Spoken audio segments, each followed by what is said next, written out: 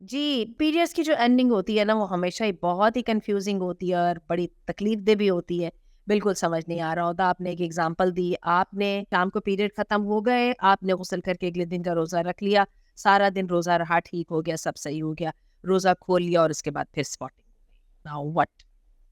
کیا یہ میں سمجھوں کہ چلے روزہ تو میرا ٹھیک ہو گیا، باقی میں اگلے دن کا روزہ چھوڑ دیتی ہوں؟ آپ نے سوال یہ کیا.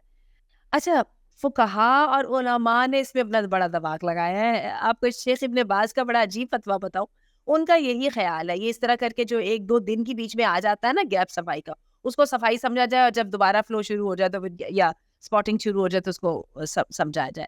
لیکن دیکھا جائے تو یہ چیز تو چیز کو اور کمپلیکیٹڈ بنا رہی ہے اور بہت مشکل ہو رہی ہے. لہٰذا موسٹ آف دی پیپل اس طرف گئے ہیں کہ نہیں، آپ کی ایک دفعہ پیریڈ شروع ہو گئے، اس کے بعد اس کا وہ آخری وہ جو کنفیوزنگ والا اسپاٹ ہے جو سم ٹائمز انتظار کر کر کے نہیں ہوتا تو بہت ہی تکلیف ہوتی ہے، اور لیکن سم ٹائم اچانک ٹہلتا ٹہلاتا آ بھی جاتا ہے جناب، اور ایک دم آپ کہتے ہیں میں کل سے نمازیں پڑھ رہی تھی اور یہ کر رہی تھی اور یہ کیا ہو گیا. تو یہی آزمائش ہے بنات آدم کی، وہی کیجیے جو آپ کو سمجھ آ رہا ہے اور جو آپ کو نظر آ رہا ہے. رزلٹ کو اللہ پہ چھوڑ دیں، اللہ جاننے والا ہے آپ کے شوق کو بھی، آپ کے اس جذبے کو بھی.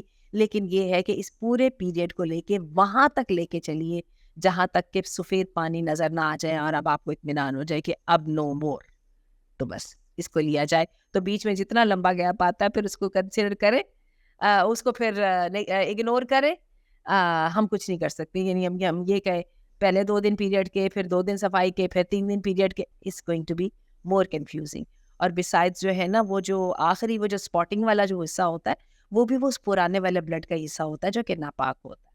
مجھے تو یہی بات سمجھ آئی. اگر آپ کو دوسری والی بات شیخ ابن باز کی سمجھ آتی ہے تو آپ اس پہ عمل کر لیجیے.